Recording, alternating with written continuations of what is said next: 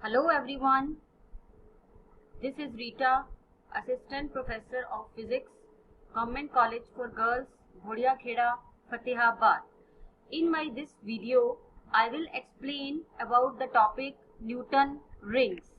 Newton rings, it is an important application of interference of light by the division of amplitude. You have already know about the interference. Interference could be done by two methods, that is by the division of amplitude and by the division of wave front. Now in Newton rings we will discuss about how the rings are formed, how we can calculate the wavelength of the light source used, and how we can find out the refractive index of any liquid. So I am going to start my presentation. So as I have already told you that Newton rings is an important application of interference by division of amplitude. Newton was the first scientist who examined these rings by using a plano-convex lens and a glass plate, and he measured the radii of the rings. So that is why these rings are named as Newton's rings. In this method, we obtain a very thin film of variable thickness by using a plano-convex lens of large radius of curvature and by using a plain glass plate. By doing this, we will obtain the concentric circular rings with center as the point of contact. As you can see in the figure below, you will get the exactly same rings while doing the experiment. Now I will explain that how these rings are formed. So I will explain it theoretically. When you will use a monochromatic source of light and the light is made to fall on this air film which is produced between the plano-convex lens and the glass plate, then what will happen to this incident wave?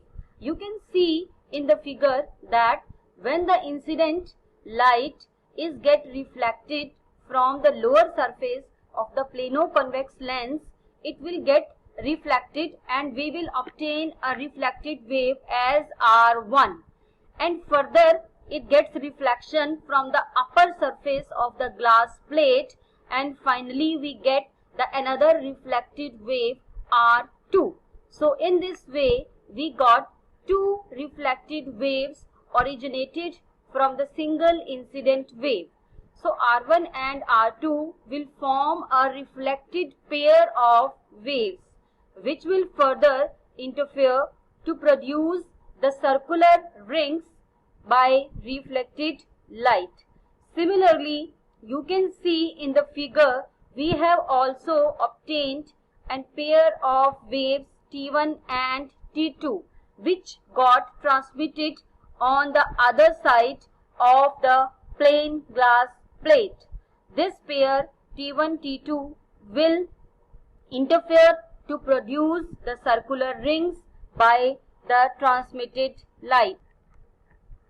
As you know that when the light gets reflected from the surface of a denser medium, it will get an extra phase change of 180 degree, and in this figure you have already seen that the wave R1 is obtained due to the reflection from the lower surface of the plano-convex lens which is a denser medium. So the R1 and R2, these two waves will be in 180 degree phase difference. So whenever they will interfere constructively or destructively, they will give us the Newton rings. So let us see what are the conditions and how they will interfere to produce the rings. Now in the next slide, as you can see that how the rings are formed. I have already told you that the ray 1 and ray 2, they will be in 180-degree phase difference. So we will obtain the Newton rings as you can see in the figure here. In this case, due to the extra phase difference of 180-degree in the wave number 2, we will obtain a dark spot or the dark ring at the center. We will talk about the conditions of the path difference due to which we have obtained these type of rings. Now, in the next slide, you can see that how the rings are formed due to reflected light system. As I have already told you in the beginning that we have obtained an air film of variable thickness between the plano-convex lens and a glass plate. You can see in the figure that the air film is having the variable thickness in all the directions, and at the point of contact of convex lens and the glass plate, the thickness of the film is 0 and it is continuously increasing in the all directions. So if at a thickness T of the film, the angle of the wedge is alpha. You have already learnt about the wedge shaped films. If at a thickness T, the angle of the wedge is alpha, then in the reflected waves R1 and R2, the path difference produced will be 2 mu T cos R plus alpha. Here mu is the refractive index of the medium of the film. Here we are using an air film, so this mu will be equals to 1. So when the reflected waves R1 and R2 will interfere constructively or destructively, we will see that the interference will be produced according to the path difference conditions. You have already learned about the conditions of path difference, phase difference, the conditions of maximas, minimas in interference. We know that for maxima, the path difference should be equal to integral multiple of wavelength, and for minima, the path difference should be equal to half integral multiple of wavelength. But in this particular case, as I have already told you that R1 and R2, they are out of phase by 180 degree. So the conditions of maximas and minimas will be somewhat different. Here for maxima, the condition of path difference will be the 2 mu T cos R plus alpha, which is a path difference, will be equal to n plus 1 by 2 lambda for maxima, and this path difference will be equals to n lambda for minima.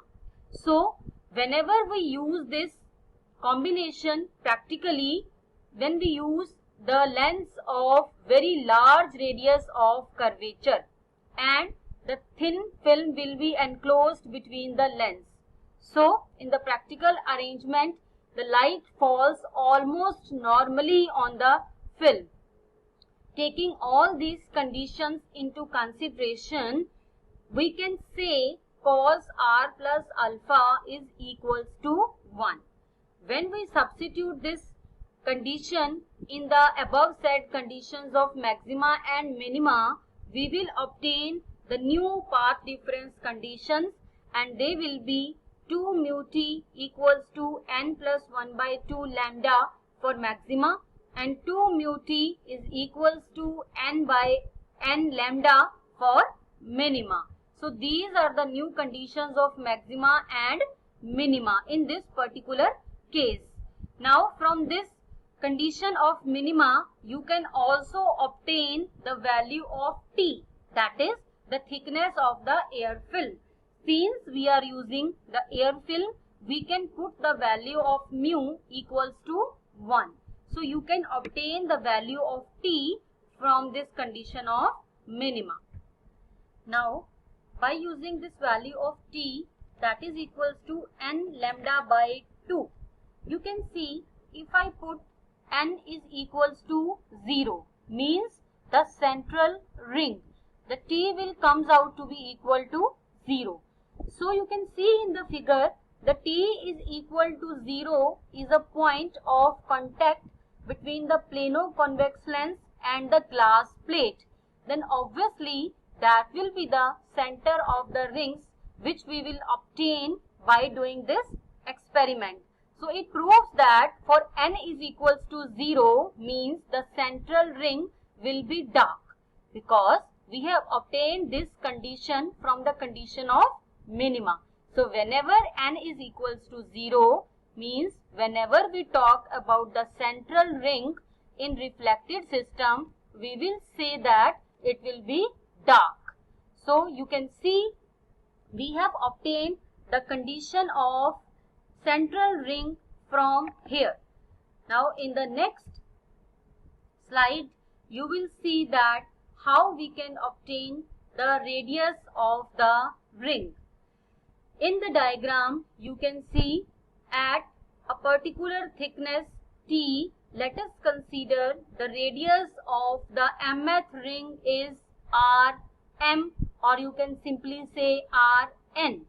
By taking this triangle MPN into consideration and taking R as radius of curvature of the plano-convex lens, and then by applying Pythagoras theorem on the triangle MPN, we can obtain the value of Rn, that is the radius of nth ring. Here we have to assume that R is very greater than t.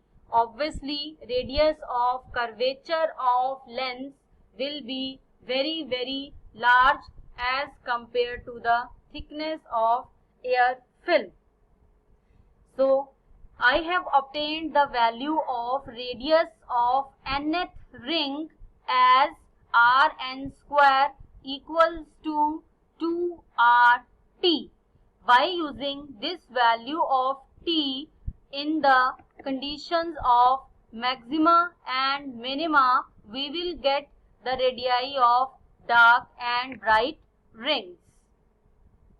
So if I put the value of Rn square, we will get the radius for bright fringe and the radius for the dark fringe. You can see here by substituting the value of t in the previous value of Rn square, I have obtained Rn, that is the radius of nth bright ring, as square root of 2n plus 1 lambda r by 2, and the radius of nth dark ring as square root of n lambda r. So by taking these two radii of bright and dark rings, we can find out the diameters of bright and dark rings also. Clearly you can see from the condition of dark fringe that radius of nth dark fringe is directly proportional to the square root of n.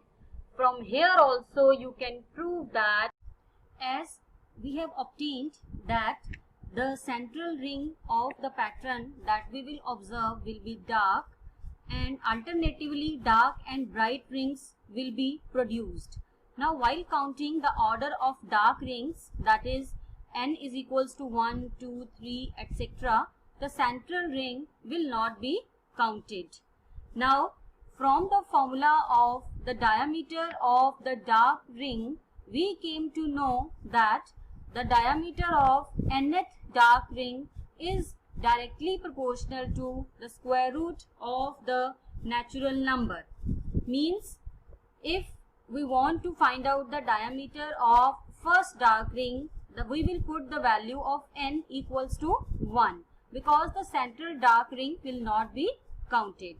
So like this we will get D1 is equals to square root of 1, D2 equals to square root of 2, D3 is equal to square root of 3, and so on.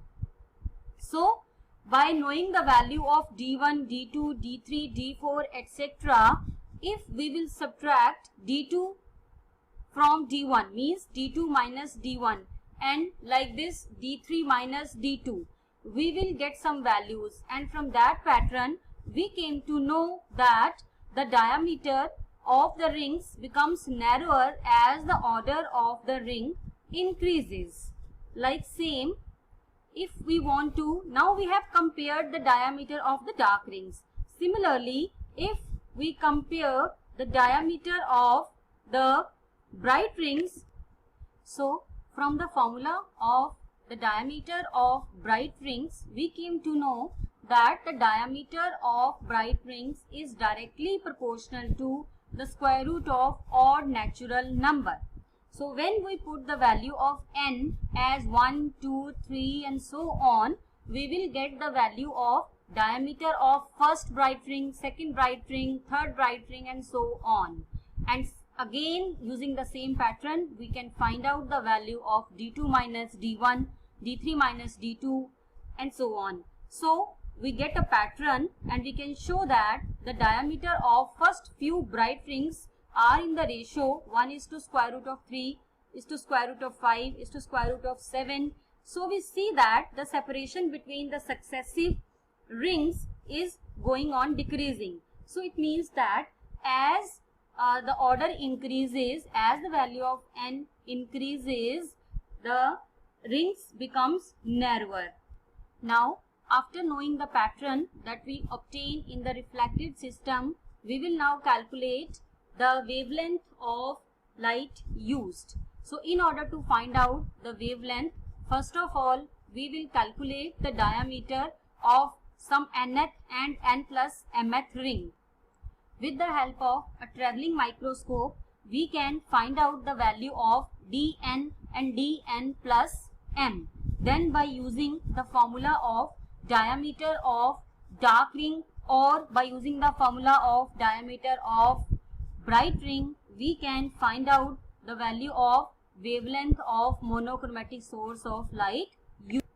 We have already derived the formula for the diameter of dark rings. As you can see, the dn is equals to 2 square root of n lambda r.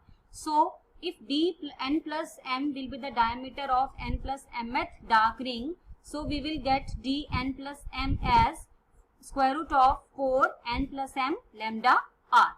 Now, by using both these values, by taking their square, that is by taking the square of dn plus m and dn, and then by subtracting these two equations, we can easily get the value of lambda.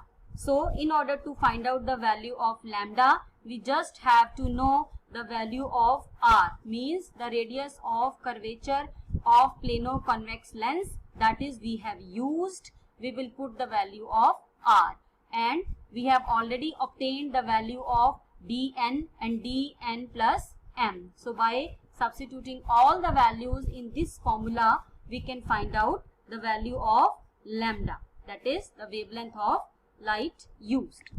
Now, here it is the experimental setup for finding Newton rings or the experimental arrangement of Newton rings. As you can see in the figure that we have used a monochromatic source of light and a convex lens is used in order to allow the light to fall on the transparent glass plate. After falling on the glass plate, the beam will go towards the combination of plano-convex lens and the glass plate, and then we can observe the reflected waves by using a travelling microscope. In this way, we will obtain the Newton rings in the reflected system. Sometimes we do not get a dark ring at the center as it should be there. That may be due to presence of some impurities or some dust particle between the plano-convex lens and the glass plate. Then if we clean that, we will obtain the perfect pattern of Newton rings in the reflected system, and we can easily obtain the value of wavelength of light used. As we have obtained the value of wavelength of light used, we can also determine the refractive index of the liquid by using Newton ring method. As you can see on the screen that we have used a setup in which we have introduced the liquid whose refractive index is to be measured. We introduced that liquid between the lens and the glass plate. So, and film will be obtained between the plano-convex lens and a glass plate of that liquid. Then by using the same method which we have used earlier, we will find out the value of refractive index. As we have earlier obtained the value of lambda for an air film between the plano-convex lens and a flat glass, as lambda upon mu is equals to dn square minus dn square divided by 4rm minus n. Now we have used a liquid medium whose refractive index is to be measured. Again, by having the same pattern of Newton rings, we will find out the value of nth and n plus mth ring, and then we will obtain the expression as lambda upon mu liquid is equals to dm square minus dn square divided by 4rm minus n. Now by combining these two equations, we will get the value of refractive index of the liquid medium which we have introduced in our setup. So we will find out that we obtain the expression for refractive index as dn square minus dn square, which we have obtained in the case of air film, divided by dm square minus dn square, which we have obtained in the case of liquid. So we have obtained the value of refractive index of the liquid which we have introduced. By using this method, we can find out the refractive index of any other liquid also. So by reaching this point, we have seen that by using Newton ring method, we determine the value of wavelength of light source used and the refractive index of the liquid. Up to this point, we have used a monochromatic source of light in which we get the Newton rings which are alternatively dark and bright, and we have seen that the diameter of ring depends upon the wavelength of light used. But if we use the white light instead of monochromatic source of light, then we will get the colored rings. However, only the few colored rings will be observed, and after that, due to the overlapping of the rings of different colors, no rings will be observed. So this was all about the Newton rings in the reflected system. I hope you understood the idea of Newton rings. Thank you so much.